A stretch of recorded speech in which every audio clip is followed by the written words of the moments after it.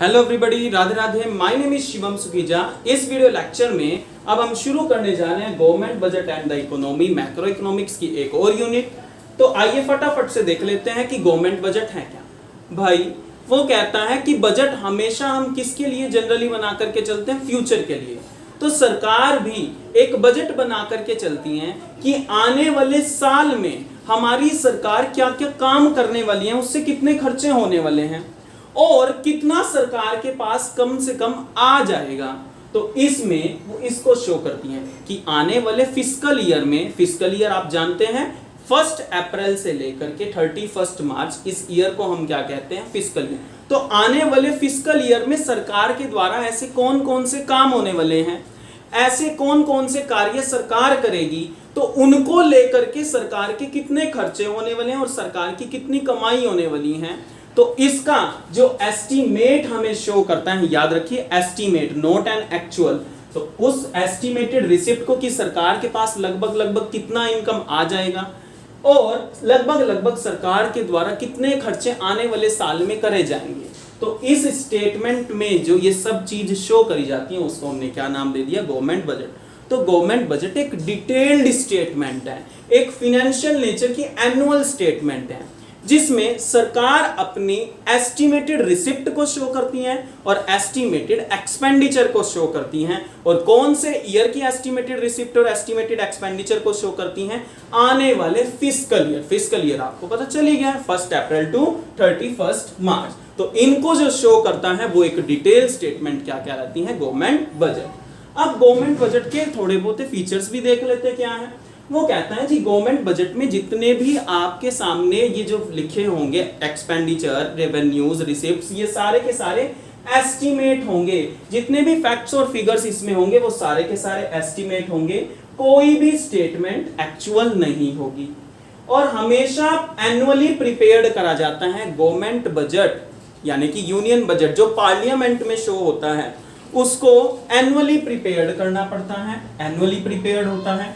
Revenue और expenditure planned nature के होते हैं। याद रखिए कौन से नेचर के होते हैं, प्लान्ड नेचर के। और वो भी किस बेस पे प्लान होते हैं, भाई हर एक सरकार सत्ता में आती है, जी बिल्कुल आती हैं। सब सरकार के अपने अपने ऑब्जेक्टिव्स होते हैं, जी बिल्कुल होते हैं। तो उन ऑब्जेक्टिव्स के अकॉर्डिंगली ही इन रेवेन्यू और एक्सपेंडिचर्स को क्या करा जाता है, प्लान्ड करा जाता है।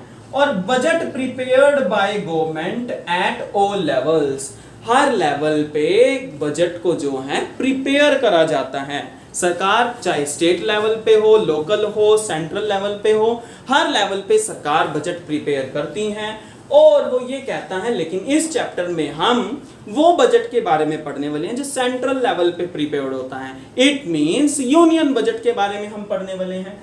और बजट जो है पार्लियामेंट में प्रेजेंट करना पड़ता है, उस दिन प्रेजेंट होता है जिस दिन प्रेसिडेंट में डायरेक्ट, जिस दिन प्रेसिडेंट डायरेक्ट करता है उस दिन बजट को हम क्या करते हैं, प्रेजेंट करते हैं पार्लियामेंट में। और ये एक कॉन्स्टिट्यूशनल रिक्वायरमेंट है।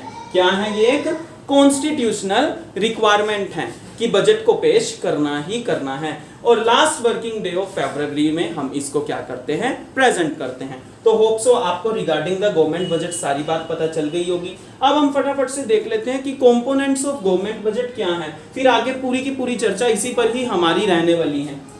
देखो बजट दो चीज शो करता है, एक रेवेन्यू और एक एक्सपेंडिचर। अब रिसिप्ट्स और एक्सपेंडिचर दो नेचर की हो सकती हैं। रिसिप्ट्स रेवेन्यू नेचर की भी हो सकती हैं और रिसिप्ट्स कैपिटल नेचर की भी हो सकती हैं। एक्सपेंडिचर भी कैपिटल नेचर के हो सकते हैं और एक्सपेंडिचर रेवेन्यू नेचर के भी हो सकते हैं।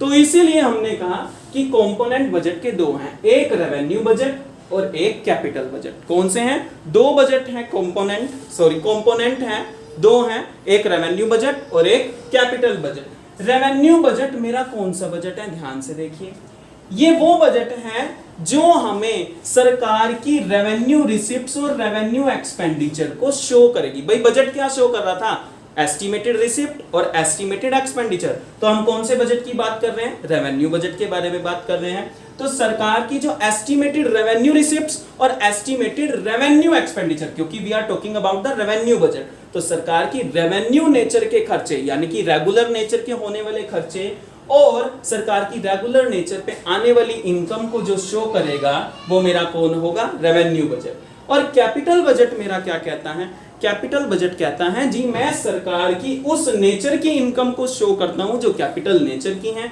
यानी कि जो रेगुलर नहीं है, और मैं सरकार के उन नेचर के खर्चों को शो करता हूं जो कैपिटल नेचर के हैं, जो रेगुलर नहीं है। तो होप सो आपको रेवेन्यू बजट और कैपिटल बजट भी क्लियर हो गया होगा।